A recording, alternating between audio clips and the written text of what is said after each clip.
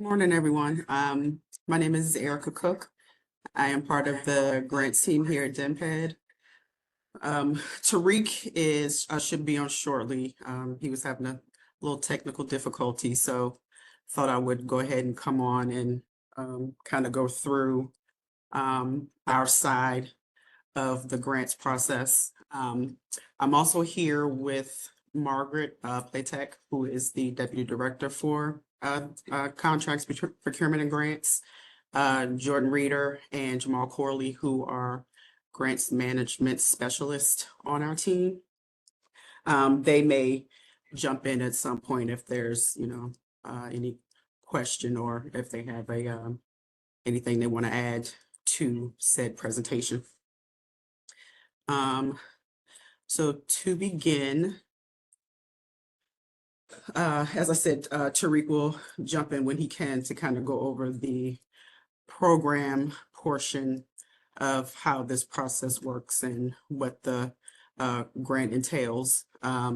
For us, I will share where you can find the Chinatown grant and go through some of the processes that the grants team works on our end after the applications are submitted. So this next page, these are links to where you can find the application. You can visit them periodically to find out or to see the current grant opportunities that DMPED has out for the public. And just to remind everyone that the DC government fiscal year is October 1st through September 30th. And like I said, these links will take you to the different programs, and you should find the RFAs with all of the information for each grant program listed on the website.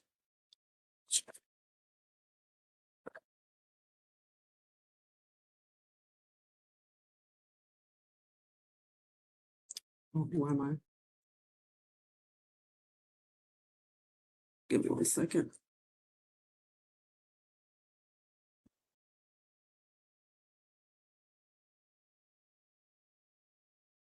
You want me to step in? You can. Okay. So on this slide, this is Margaret speaking right now. This slide is showing you how to access the actual application and how to apply.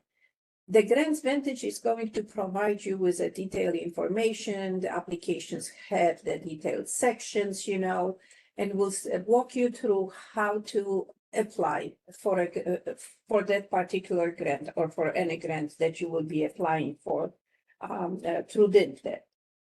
After you submit the application, this is, after you submit the application, it comes to our team, the grants team, and we will be reviewing the applications as they are submitted, not just, after all applications are submitted. And if it benefits you to submit the application immediately. Do not wait for the deadline or for the very end date, that you see in the Grants Vantage, the closing date. We encourage you to submit application as soon as possible. The reason why is sometimes the applications, you may have a minor mistake in there or you are missing a signature. If that happens, the grants team are going to complete the pre-screening review of all the applications that are already submitted. And if there are minor mistakes that the applicant makes, we can send it back to you, basically reject your application, and we will provide you a feedback, what is missing. So you will have an opportunity to correct your application before the deadline.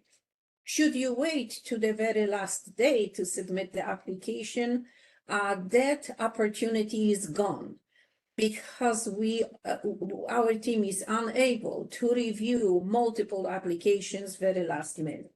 So that's why we are encouraging everyone, to submit the applications as soon as possible. So review the RFA and submit it, the application as quickly as possible. So application minimum requirements. Go to the next slide. Mhm. So this section includes who is eligible to the RFA sections. There are several sections to each RFA. We are going to review section B, section C1, section C2, which are read through entire RFA. But if it comes to evaluating or making DMPED making the decisions on which applications are going to be considered or move forward to technical evaluations or recommendations for award, those sections are identifying, what's in each one of them. Now, section B details how and which business qualify to apply. And it's not includes who is eligible to apply for the grant. It also identifies businesses that are not eligible and how the grant funds can be used. Section C and section F1 are closely tied together. Your application will be viewed and evaluated as detailed in section F1, which is providing you with the scoring of the application. However, please use section C of the RFA because section C provides the guidelines and how to respond to each question or each requirement, and section F1 is identifying the scoring table, how your responses are going to be scored. If it comes to section C2, it is a long list. However, we are here to assist should you have any questions. You may contact our team, basically, the grants manager, by emailing Erica or Jordan or Jamal, or three of us, and we will provide you responses, should you have any questions. Now, when you are corresponding with us directly, in a subject line, you please include the program name, application question, for example, FY25, and your program name, which is Chinatown. What is this one? Chinatown. The lease incentive. Yes. Okay. And we will, because we need to basically have the ability to glance at the subject line so that we know which program we are responding to.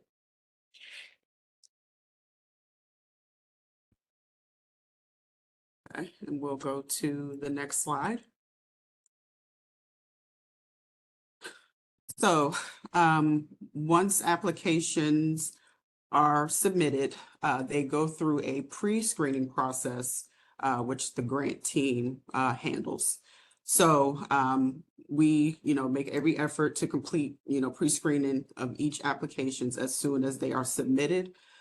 Depending on the amount of applications that are submitted for each program, it may take several days to complete that process. During the pre-screening, we review each application for completeness of responses to all the questions, review all the attachments in detail, checking for signatures, accuracy of what's on each form, and the completeness of the full submission. During the application open period, and if the application is submitted at least a week before the application closes, the grants team may try to contact, if time permits, the applicant if there's like a minor omission found in the application. If there's a form that's submitted and there's a signature missing, we may send that back to you to have you sign it and then return it to us to put back into your application. Should the application be submitted later than a week before closing, And there are material omissions in the applications. The application will most likely, depending on what's omitted and how many omissions, it could be rejected and will not be considered for an award. So the grants team, we prepare applications in software for technical reviewers, drafting and obtaining non-disclosure and confidentiality agreements with the technical reviewers to ensure each application is secure. Hold informational sessions with the technical reviewers to ensure uniformity of the review process and collecting the recording of the data.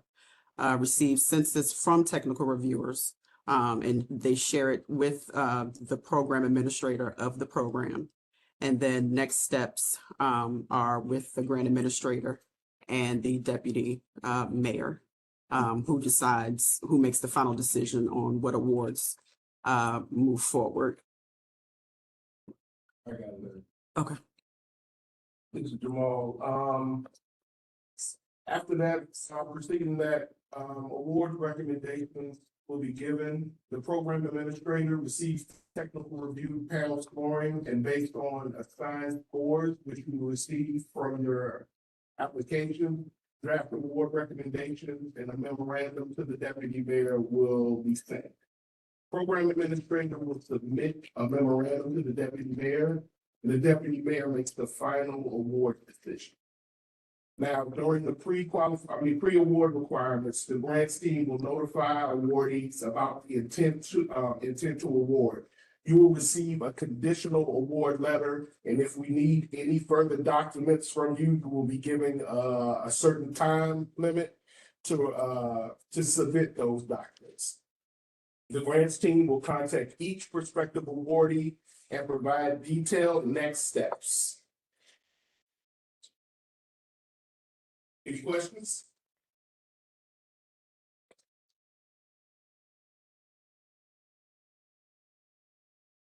You unmute them.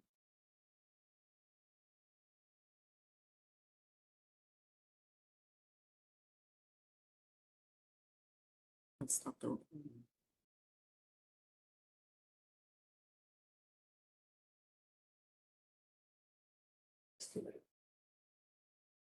Okay, thank you, everyone, and apologies for being a little late. My computer was fighting with me this morning. Welcome, Tariq.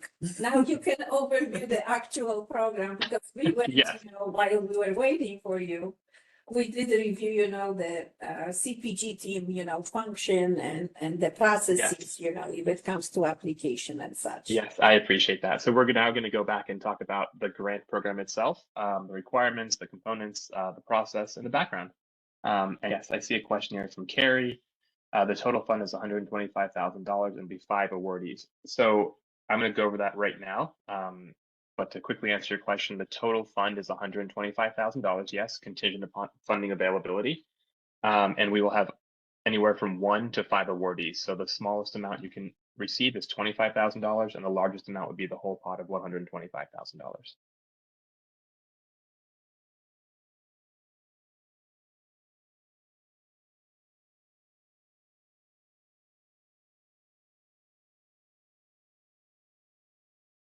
All right, so we're going to be talking about the Chinatown Lease Incentive Grant Program. And applications are now open. Yes, Carrie, I see your question. I will answer that shortly. So the grant program opened on Friday, March 28th, and it will be open, applications will be open through Friday, May 30th. As our grants team said, please make sure to get your application in before that. And if there are any issues or questions or missing documentation, they'll be doing those reviews and can get back to you before that closing date. So you have an opportunity to correct those issues if they are there. So the purpose is here, we're going to award up to $125,000 in total grants in the Chinatown neighborhood. We're going to discuss what that neighborhood looks like. And we have a map to ensure you are in the qualifying area. The grants are between $25,000 and $125,000 per business. We'll award anywhere from 1 to 5 businesses, which is contingent upon the funding.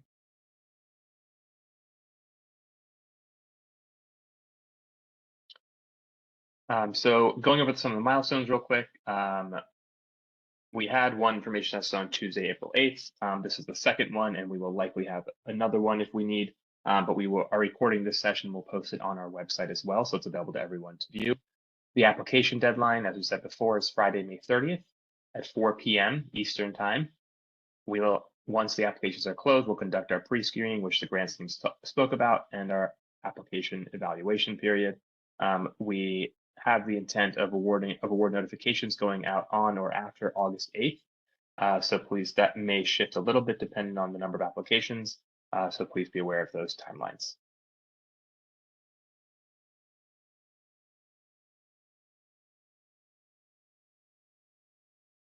So the eligibility for the program, 100% of the grant funds must be applied to rent payments. So this is a rent abatement program is the idea here. The amount that you're receiving over the period of time will be confirmed by an executed lease agreement. So we're not going to provide funding over the total rent amount. So if your rent amount is under $25,000 annually, you would not be able to receive this grant. If it is above that amount, then you are eligible to apply and receive funding.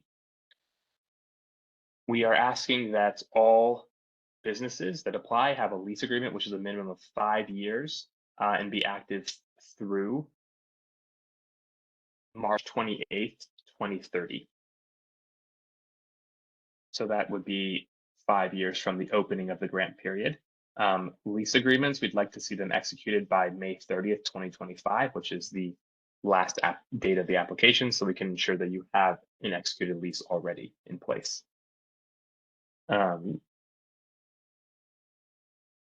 We'd also like to see a letter of intent. If no lease is available at the start of the application, we can work with you on that process. We'll need to see that letter of intent and ensure when we're asking for supplemental information that you have an executed lease. You'll need to have fewer than 30 full-time employees. The eligible business must have its physical location within the eligibility area, which we're going to look at next, which is in the Chinatown neighborhood. The businesses that are applying must offer retail, educational programs, entertainment, food, or other services of those types, and maintain or enhance the cultural heritage of the Chinatown neighborhood. And lastly, if the business is for a for-profit entity, it must be registered as or be eligible to be registered as a certified business enterprise through the Department of Small and Local Business Development.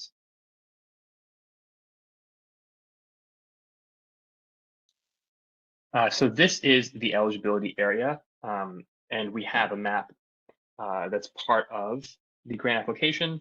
You can click on it here through this link if you want to type into your web browser, but this is the map of the location. This was established by legislation, so we are unable to change these boundaries, and this is what is the determining factor for an eligible location. A business must be located in this geography.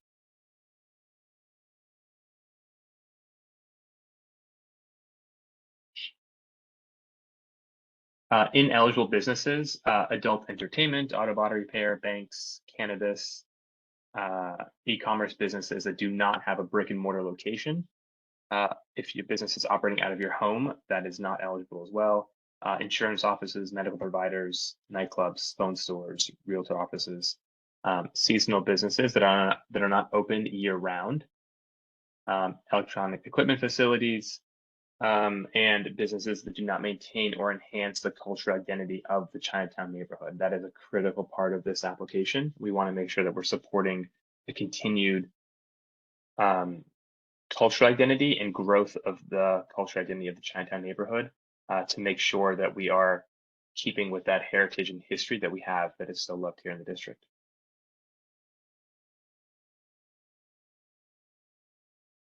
The scoring process. So this is a key part here to understand what and how you'll be scored on. So the eligibility questions in the application, you'll see they're broken down in different areas. The eligibility questions are worth 20 points. The capacity applicant team is 20 points. We want to check the organization itself, the key personnel that are part of that organization, and then understanding the past performance that you've had on other grants, which is not necessary, but we just want to know what that looks like. Financial viability and demonstrating need. We want to make sure that your business's ready to operate and has the ability to continue operating, and that there is a need for this support. The projected or estimated impact of the work being provided by the business, and then the cultural significance of the business's operations and the programs and how that ties into the Chinatown neighborhood. And I see a few questions coming in. I will go over those at the end. The document ready checklist here. Again, these are things to check off as you're preparing to apply for the grant program itself. We want to make sure that you have a business that's in the designated eligible area. Evidence of site control through an active lease or a letter of intent. You want to be in good standing with the DC Department of Licensing and Consumer Protection, DLCP, the DC Office of Tax and Revenue, OTR, the DC Department of Employment Services, DOES, and the Federal Internal Revenue Service, the IRS. You'll need to have an active basic business license and be able to obtain a certificate of clean hands. You'll need to have financial records readily available. And you'll need to possess proof of property and liability insurance. As part of all of our grant programs, we require that the grantee receive a certificate of insurance when operating, and we'll have those specifics are itemized in the RFA itself. So I know there's a few questions here. So just want to review the email addresses to reach out on those, and I will answer the ones that are in the chat. So if there's questions on the Grant Vantage or RFA process questions, you can email dmped.grants@dc.gov. If there's questions on the program requirements itself, please email us at biz.dev@dc.gov. And when you're emailing, you can include both email addresses, and we'll make sure that we receive them and get back to you. All right, let me jump into the questions in the chat.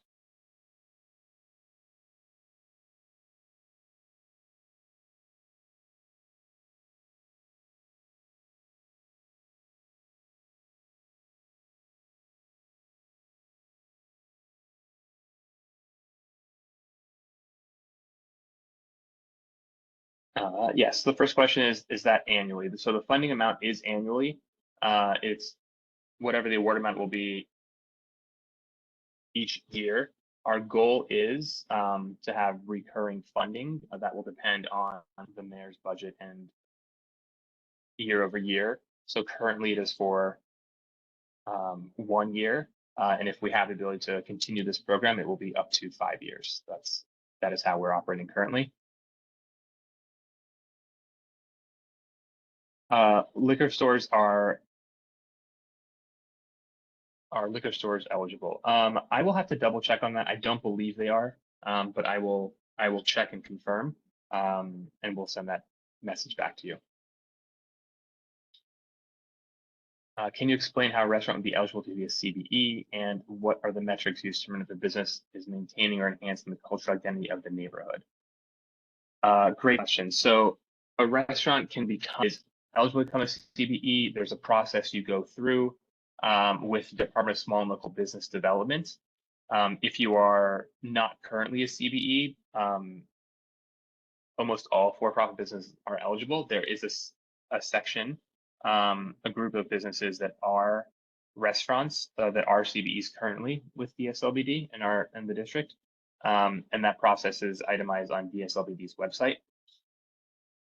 It's you'll speak with them, you'll submit some forms and certifications, and they'll check your certificate of good standing, some of the similar documents that we have currently for this grant application. So having them pulled together will put you in a good place to make that application and apply for that. And if there's more questions on that, I'm happy to speak through that process with you as well. The metrics used to determine if a business is maintaining or enhancing cultural identity of the neighborhood. So in the application itself, we have a number of questions that we ask to take a qualitative look at that, and our reviewers are looking at that qualitatively.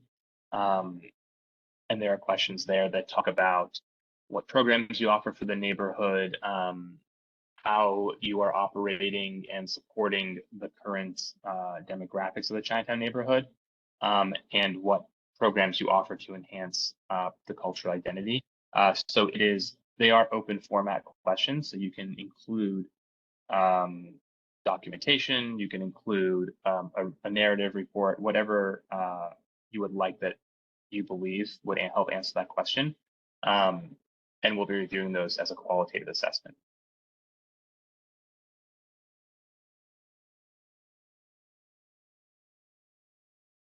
What is a turnaround time to prove to be a CBE? I am not certain of what that timeline looks like. As in the application, the program material, it says if you are not currently a CBE, but you are eligible to be a CBE, either of those works. So I encourage you to reach out to the SLBD to find out. If CBE definition is ongoing, that is fine. We will take that into account. And we will not hold that against the applicant.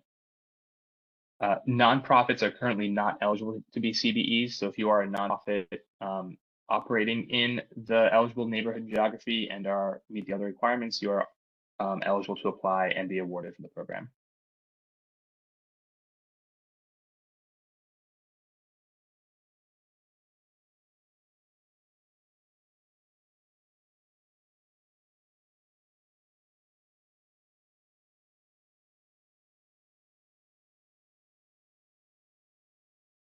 Yes, and as our grants team has reminded us, when submitting questions for this program, please make sure you reference the program name in the subject line, which is FY25 Chinatown Lease Incentive. So make sure you add that subject line and ask your question, and we will make sure we will respond to them quickly as we receive them. I know that was a lot of information from both our grants team and from our program team. If there are questions, please, as you think through it, take your time and let us know.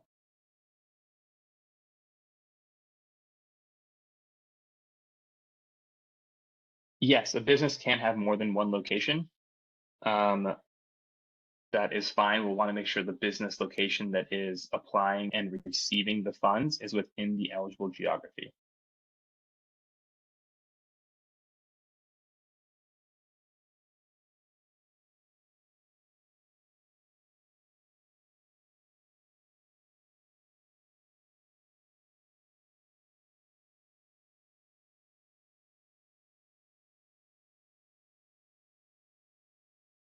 And these are all great questions, so please keep them coming.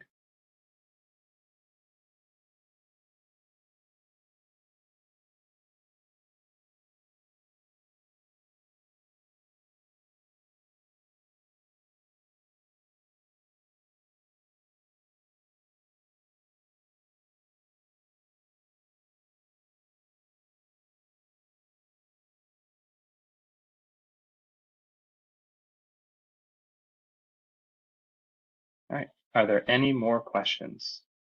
Happy to just sit quietly and wait. We can give it a few more minutes.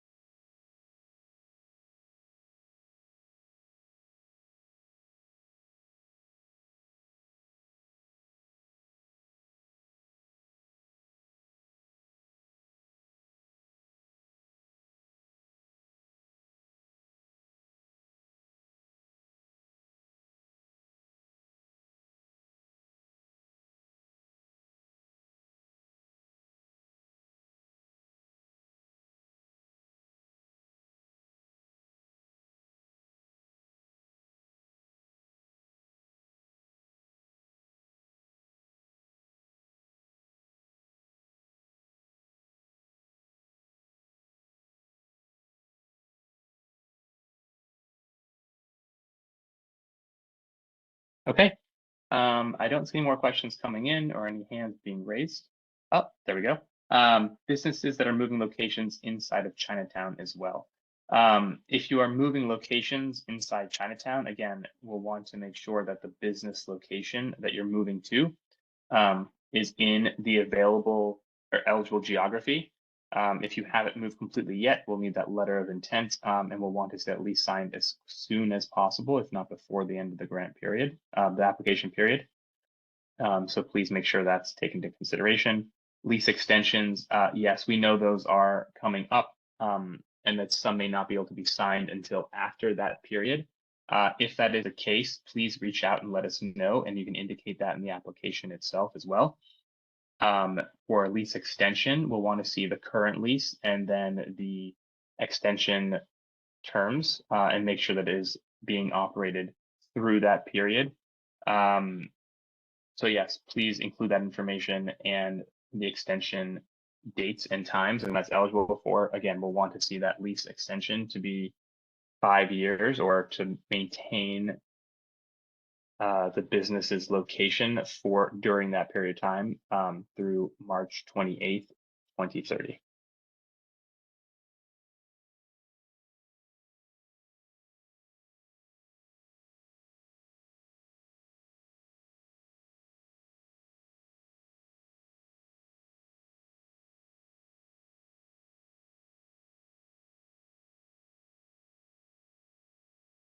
Can you apply for more than one grant if they are different entities? If the businesses have separate business licenses and are different businesses, I believe you would be able to. I will check with our grants team and confirm. Please send that to us by email, and we will get back to you on that question.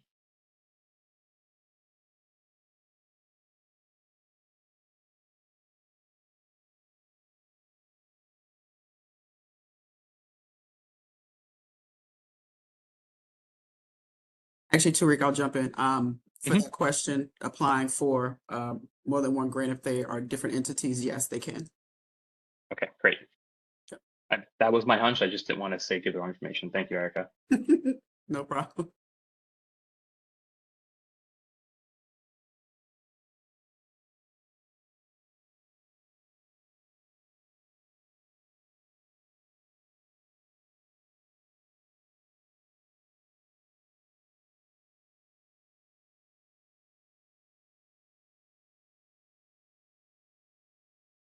These are great questions and very technical, which is important. Want to make sure that everyone who is eligible is applying, and that if you're not, okay. Are there any other grants that would be helpful to small businesses in Chinatown? Currently, we don't have any other grants that are open, I believe, for that are specific to Chinatown. No. No, right? Okay. We may have more opening at a later date, but currently I don't know of any that are available besides this one.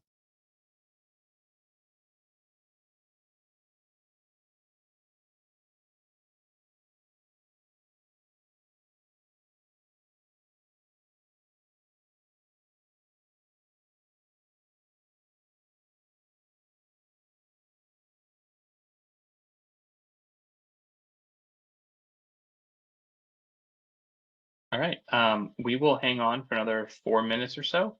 If there's any more questions that you think of or that come in, please send them in the chat, or you can raise your hand and we'll get to you.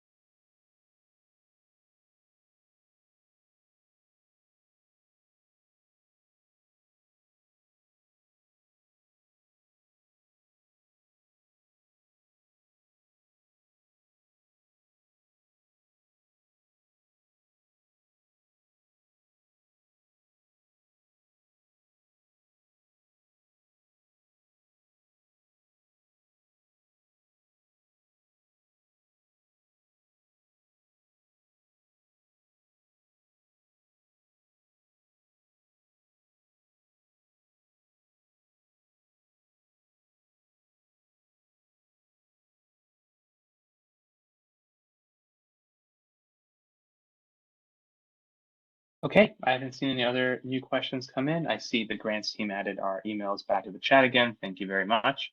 And thank you all for attending. If you have any questions at all, please don't hesitate to reach out, and we'll get back to you as quickly as we can. Thank you again, and have a great day.